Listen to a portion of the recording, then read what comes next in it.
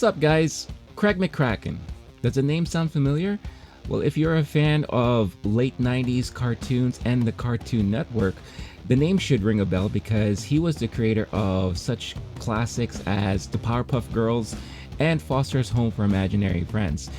Recently, I found out that he has a brand new show on Netflix called Kid Cosmic, so I decided to check it out this week, and here are my thoughts and why I think you need to definitely watch this series. So, roll it!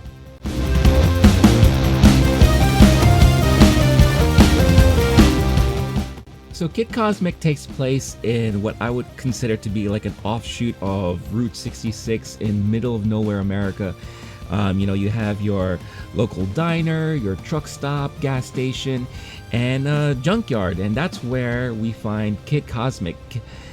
Kid, as he's known as, kind of lives there with his grandfather referred to as Papa G, and basically he is this orphan boy who has an affinity for superheroes and comic books and space adventures, and he lives his everyday life in wanting to kind of solve crimes and save the citizens of the local citizens there and all that. So he has a huge imagination, tons of energy, and basically one day or one night I should say, a UFO crash lands into the area and drops off these 5 mysterious looking stones, and he comes across these stones, and all of a sudden he thinks, wow, I've come across a gold mine here.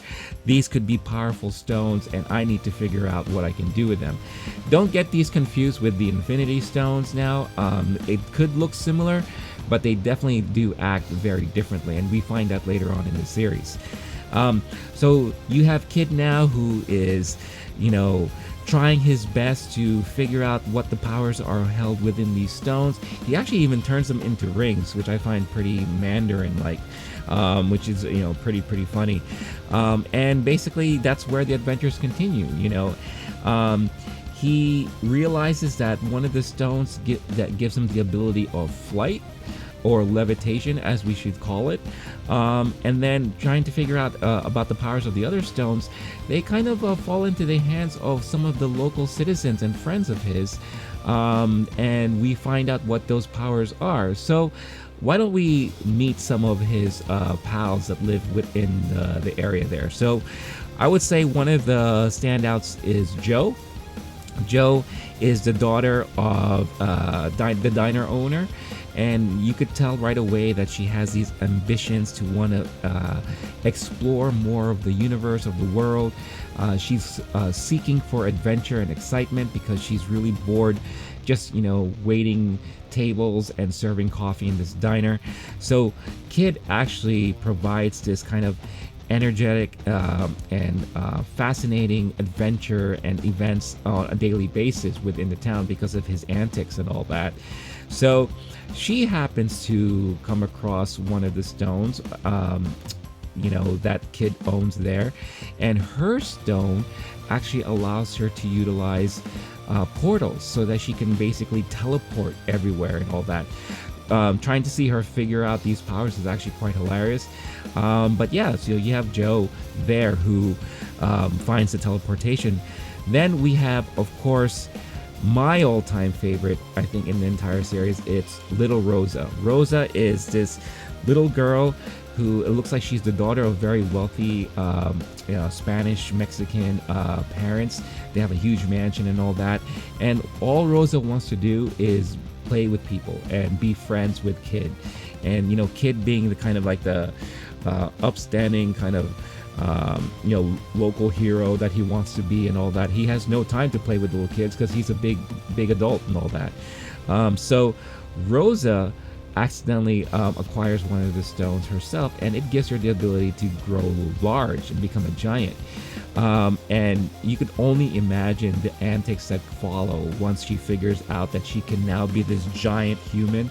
And one of the things she says is like, I'm no longer a kid. And just her energy, and she is just like full on no fear. That's her personality, and having her as this giant little 4-year-old with all of this pent-up energy, and not being afraid of anything, leads to a lot of great moments within the series. So then you also have Papa G. Like I mentioned, Papa G is the grandfather of Kid, and when he acquires the stone, basically his power is to have the ability to multiply himself, so he can create clones of himself, to do his bidding, to kind of help out with things and all that, which is pretty cool. So I like how there's that dynamic within the group. And then you have Tuna Sandwich. Tuna Sandwich is this little cat that lives in the diner, and Tuna Sandwich has a very close bond with Kid, because ever since he was a little kitten, Kid would always take care of Tuna Sandwich, so they have a huge bond. When Kid and the rest of the group are trying to figure things out with the stones, Kid decides to kind of put the stone within Tuna Sandwich's collar there for safekeeping, and little do they know, all of a sudden now Tuna Sandwich has powers, and his ability is that he has foresight. He can see into the future and all that. He develops a third eye and all that, and he notices when things are going to be dangerous or when Kid's in trouble and all that. So you have this group together. Reluctantly, Kid's like, all right, fine, we can form this group. We call ourselves the Local Heroes, Kid Cosmic and the Local Heroes. And of course, just like any storyline and all that, if you have all of these powerful gems that kind of just were left over in this planet, you're going to have people and other aliens races in the universe looking for these stones, wanting to use them for their advantage. And that's where we get introduced to Chuck. Chuck is an alien that kind of follows the stones to Earth and confronts Kid and the rest of the group there in his need and want to gather the stones to bring back to his leader. And basically, he is not the best alien soldier out there, and Kid and the rest of the group outsmart him, and he becomes stuck there, literally, in the series. I will leave all that rest of the explanation for you to figure out through watching the show yourself, but pretty hilarious stuff. Later on, he becomes part of the group, and he becomes kind of this extra member of their local team there. Overall, this series is very enjoyable, a lot of great imagination. One of the things that really caught my attention was the animation style. It has a very pulpy comic look to it, which I really, really love. Quite honestly, it reminds me a lot of Calvin and Hobbes for some reason. If you were a fan of the strip Calvin and Hobbes back in the day, you know exactly what I'm talking about. Craig McCracken has this awesome eye and ability to kind of bring these characters out front and like really detail the personality traits and make these characters relatable and all that. And one thing that Craig is good at is also utilizing imagination of these characters, bringing out the essence of like kids and how they use their imagination to believe and pretend that they're superheroes and all that. That's why for the longest time I've always thought that Calvin and Hobbes would have made an awesome animated series. I know Bill Watterson is very tight with his property and all that in the creation that he made, but if that was ever to happen today, I think Craig McCracken would have been the perfect person to tackle that type of project, because he understands kids and how they use their imagination and just how they go about in pretending when they're role playing and all that. So really amazing stuff. The story itself is phenomenal. I mean, the antics of the local heroes, as they call themselves, trying to fight off these invading aliens and keeping the stones for themselves and all that. It's quite adventurous. The earlier episodes, you just get to see them learn their powers and learn to work as a group together, which is a lot of fun.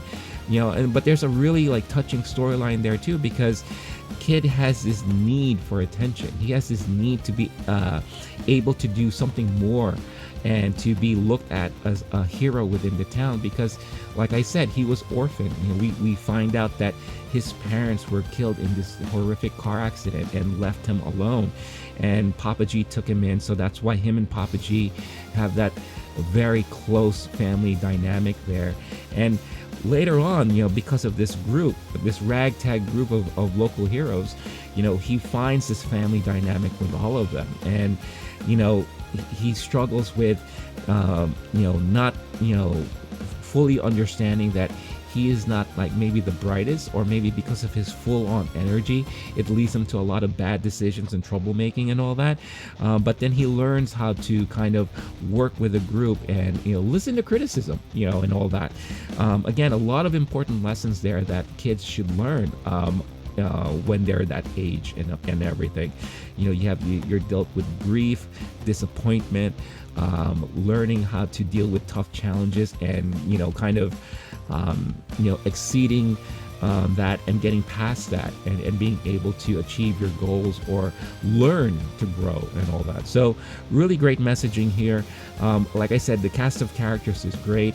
I'm sure you'll have your own favorite, but Rosa by far is the top one for me. I just laugh out loud every time she appears on the screen, and her crazy antics and all that, and how no one can really contain her and her energy and all that. Without spoiling anything, one of the best moments in the show is, again, very typical of this type of comic-like scenario, when you have such strong, powerful artifacts, alien artifacts. There's always going to be that local government force that wants to kind of come over and obtain these artifacts and use it for their own good. So this kind of scenario happens here, and what they do is that they form their own kind of superhero group that kind of is very similar to like a Power Rangers type group. So each individual member from all over the world, they're like a worldly group, obtain a piece of the stone, and they form their own like superhero group. And I believe it's called Earth Force Enforcement Group.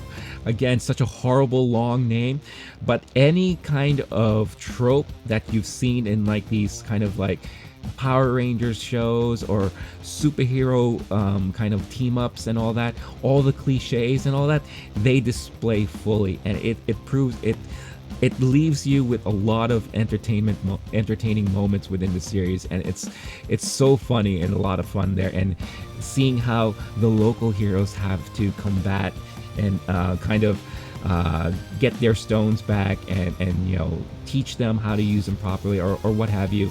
Again, without spoiling anything, it leaves a lot of funny and entertaining moments in the series. So yeah, the music is great. The music fits so well within the series. Again, you don't necessarily know what time period this is, but it does have that like old feeling, like that pulpy old feeling that you would know or read in comic books and all that stuff like that. So again, great stuff.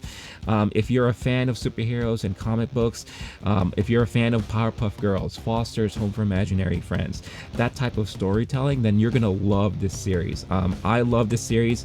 The series ends kind of open-ended, so it does look like they're going to come back, and there'll be another season, and I really hope so, because this series is great. I want the word to be spread for this show, because it's on Netflix. It debuted this week, and whenever I look at the trending shows on Netflix, this doesn't show up at all in the top 10. So I really would love it if more people can watch this, because I think this is the type of series that's not only good for kids, but it's great for adults, and it's very entertaining, and I really thoroughly enjoyed it, and I can't wait to see what's coming up next. So have you watched it? Are you planning to watch it? Let me know what you guys think in the comments. Let me know who your favorite characters are, what your favorite moments are in the show and all that. Were you a fan of Powerpuff Girls or Foster's Home for Imaginary Friends? What were your favorite moments there? Let's have a great discussion and talk about this good animation and good storytelling. So don't forget to smash that hit and like and subscribe buttons. It will help with the channel quite a lot, and I will see all of you guys next time.